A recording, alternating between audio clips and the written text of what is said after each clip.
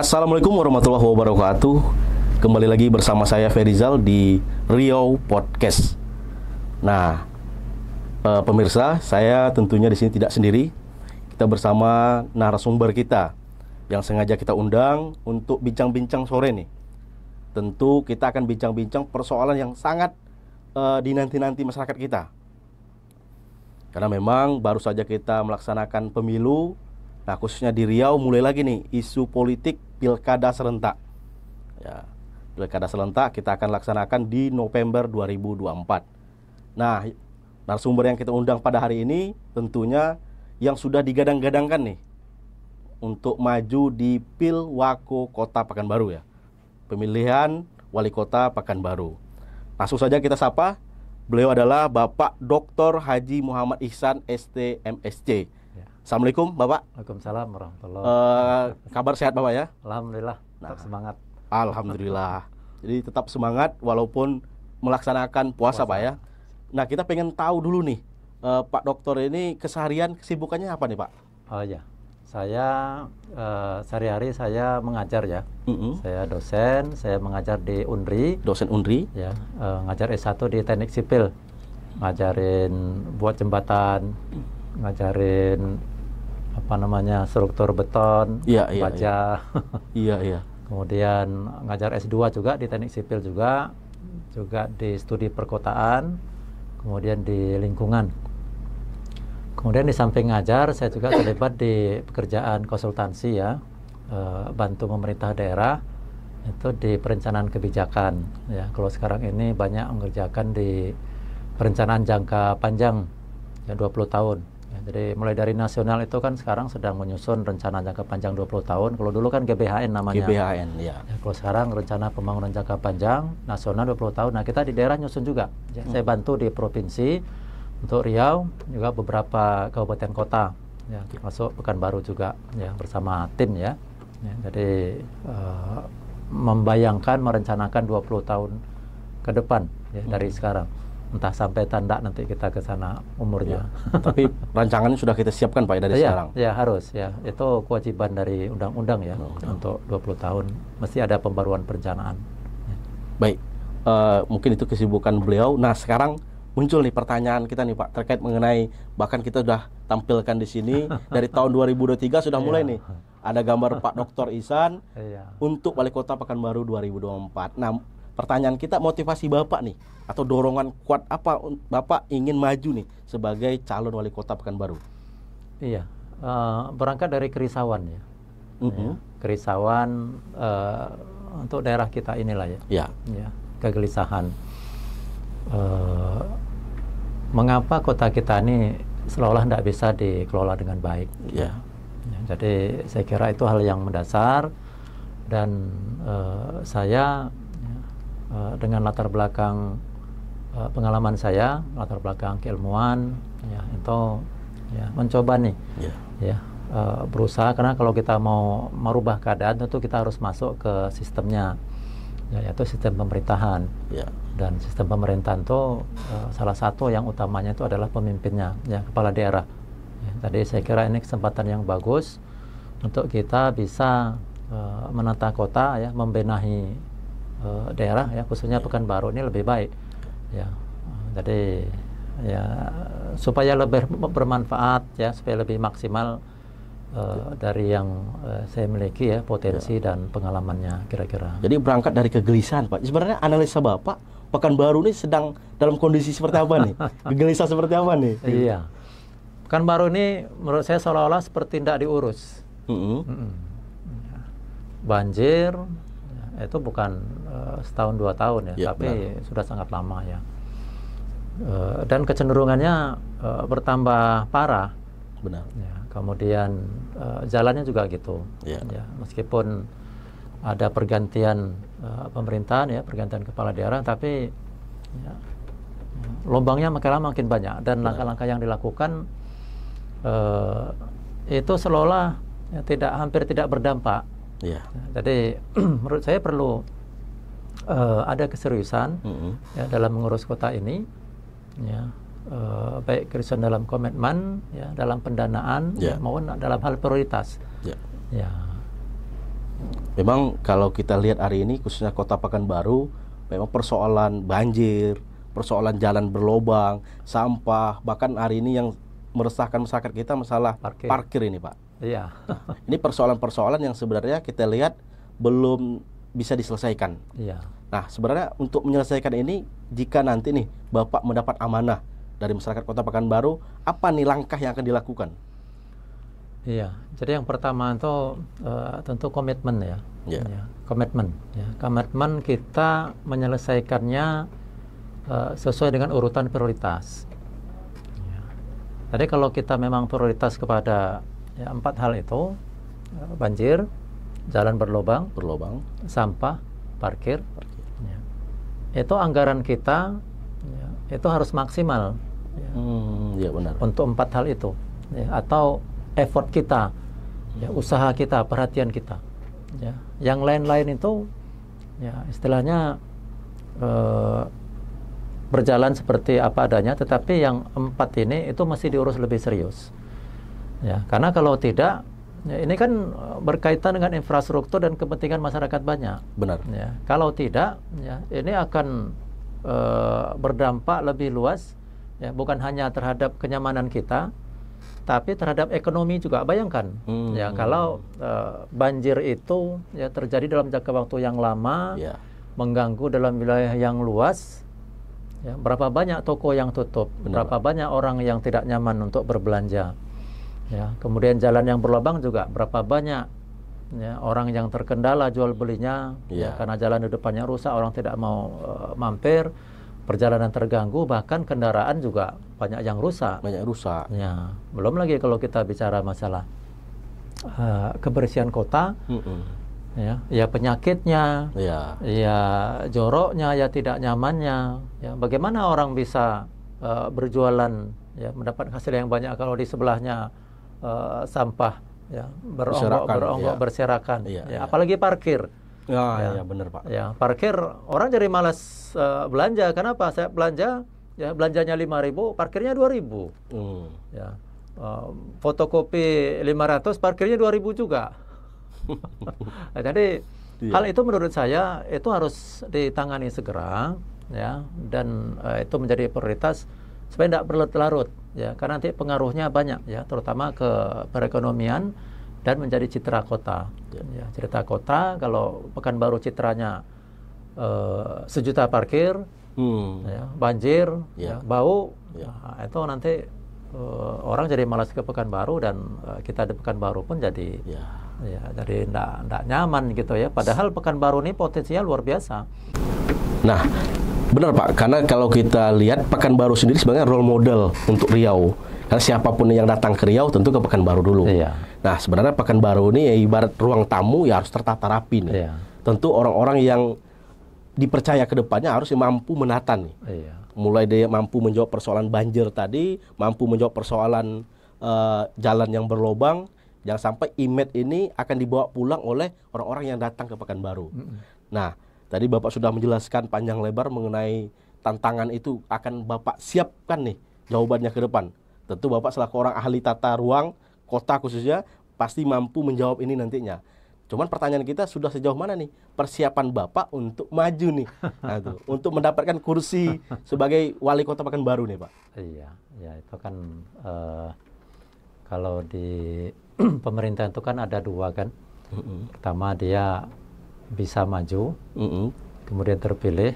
Benar. Kemudian yang kedua, dia bisa melaksanakannya. Ya, benar sekali. Tapi kalaupun dia mampu melaksanakan, tidak bisa maju, sama bohong juga kan. Benar.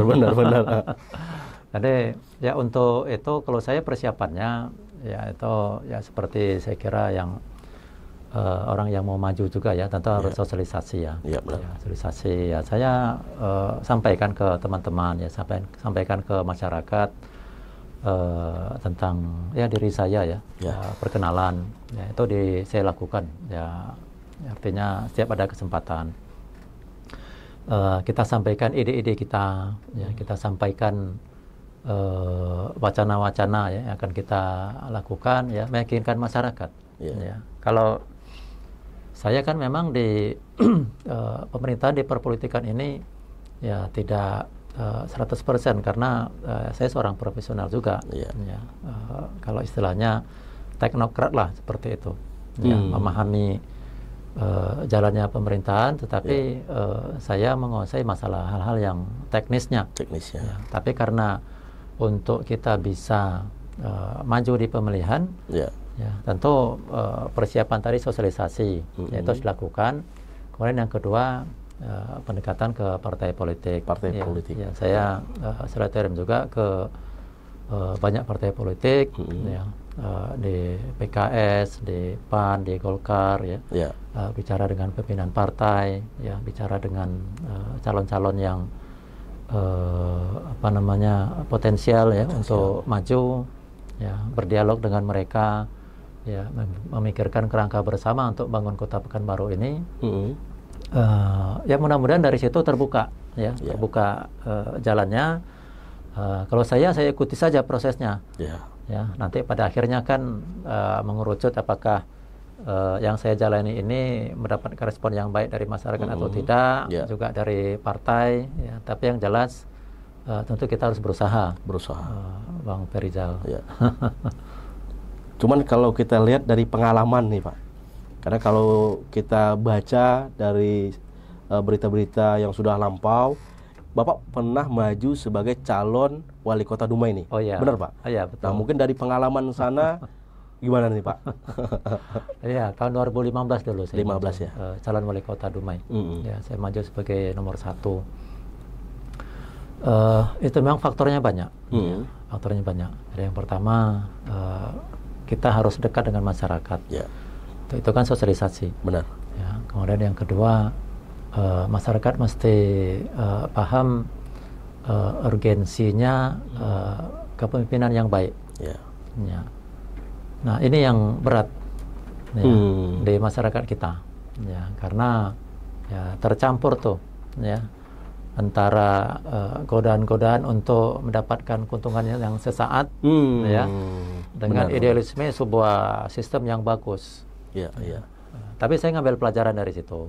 Ya, itu masing-masing daerah tipikalnya berbeda. Ya, saya kira Dumai berbeda, Pekanbaru berbeda, dan saya yakin Pekanbaru ini jauh lebih realistis, jauh lebih rasional, masyarakatnya dalam menentukan pilihannya. Ya, karena itu saya optimis, ya, Pekanbaru ini, ya, bisa mendapatkan pemimpin yang bagus.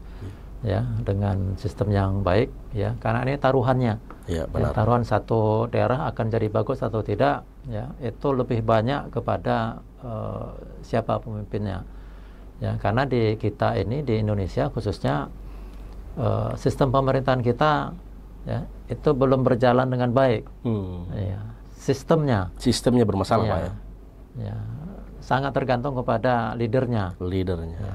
Jadi kalau leadernya bagus, ya, sistemnya tidak begitu bagus, masih oke. Ya. Tapi kalau sistemnya bagus, ya, leadernya tidak oke, masih oke juga. Tapi yang bahaya kalau sistemnya tidak bagus, leadernya nggak bagus, itu kacau dia. Kacau. Gitu. Jangan sampai kita dua-dua ini terjadi. Makanya, ya, bukan saya mengatakan saya bagus, ya. Artinya siapapun dia, ya, yang maju, ya, silakanlah. Ya, berkompetisi untuk memberikan wacana yang bagus, tunjukkan yang bagus dari kepemimpinannya, menurut saya itu. Ya. Tapi kalau saya pandang Pak, untuk masyarakat kita hari ini sudah mulai melek politik nih. Ya. Mereka sudah paham hari ini bagaimana memilih pemimpin. Ya. Kalau dulu bahasanya ya udah dah, mereka nggak terlalu memikirkan apa dampak dari pilihan mereka. Kalau hari ini saya yakin khususnya Pekanbaru sudah mikir nih. Jangan sampai salah memilih pemimpin. Karena sudah merasakan akibatnya. Akibatnya itu nih Pak. Udah naik, ya persoalan yang sama terjadi terus setiap tahunnya. Mudah-mudahan di 27 November ya kalau nggak salah, di 2024 nanti masyarakat Pekanbaru sudah bisa nih memilih pemimpin yang mengerti benar nih persoalan yang ada di Pekanbaru, dan dia tahu solusinya seperti apa agar ini bisa berjalan ke depannya, Pekanbaru lebih baik lagi. Itu harapan. Mudah-mudahan. Ya. Mudah-mudahan sosok pemimpin itu yang benar-benar punya visioner, Pak. Ya. Nah, tentu kalau Bapak yang terpilih awal nih, kan bukan hanya persoalan partai, bukan persoalan dana dan lain sebagainya, ini kan perlu persiapan yang matang nih, Pak. tim yang matang, tim yang kuat, yang solid untuk merebut hati masyarakat. Nah, selain dari sosialisasi pendekatan, apa nih upaya Bapak untuk merebut hati masyarakat, khususnya Kota Pekanbaru nih Pak? Kita mesti mampu membuat masyarakat percaya ya, tentang perlunya perubahan ke arah yang lebih baik. Itu yang pertama ya. Kemudian yang kedua, saya ingin mengajak ya kepada sebuah wacana yang bagus bahwa urusan mendapatkan pemimpin yang baik atau sistem pemerintahan yang baik ya, itu bukan urusan si calon saja ya. Bukan urusan calon wali kota, calon wakil wali kota ya. Tetapi itu mesti menjadi urusan masyarakat Kota Pekanbaru karena yang berkepentingan itu masyarakat sebetulnya kan. Benar. Ya, yang akan diperjuangkan, yang akan dilayani itu adalah masyarakat secara luas. Ya. Ya. Jadi kalau pada hari ini ya, calon-calon itu tampil, ya, itu seharusnya masyarakat itu harus ikut aktif lebih banyak juga, ya, karena itu taruhan masa depan mereka. Ya, benar. Ya, taruhan masa depan kita. Ya, kalau saya sebagai warga masyarakat, ya saya mau ya, yang bagus, yang cakap itu yang naik. Karena itu harus diperjuangkan. Ya. Nah, ini kalau dapat nih masyarakat yang seperti ini, ini luar biasa nih. Luar biasa ya. Ya. Jadi menggugah ya rasa tanggung jawab masyarakat itu ya supaya dia peduli terhadap kepemimpinan yang bagus, ya, terhadap sistem pemerintahan yang bagus yang dihasilkan dari kepemimpinan yang bagus. Nah, itu yang harus diasah. Ya, saya kira ini tugas yang berat. Ya. Tetapi kalau itu dilakukan dan kesadaran kolektif ini muncul, ya, itu cakep. Ya, bukan hanya pada tataran Kota Pekanbaru, ya, tapi juga di provinsi, ya, dan nasional. Kalau nasional sudah selesai itu. Benar. Ya. Seperti apa tuh harapan masyarakat Indonesia terhadap pemimpinnya sudah tergambar tuh. Sudah tergambar. Nah, sekarang tinggal kita tunggu lagi Pekanbaru sama Provinsi Riau ini seperti apa dan daerah lain di Indonesia. Ya. Benar-benar.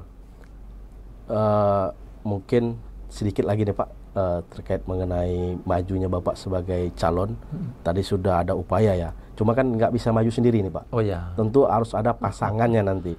Mungkin sudah ada pembicaraan atau sudah mulai main mata nih dengan calon pasangan mungkin. Ya. Saya kalau untuk partai pendekatan ke PKS, ke Golkar, ya, ke Nasdem ya, ke kawan-kawan itu sudah. Ya. Tapi untuk calon-calon ini itu memang mengerucutnya itu tidak serta-merta. Ya. Ya.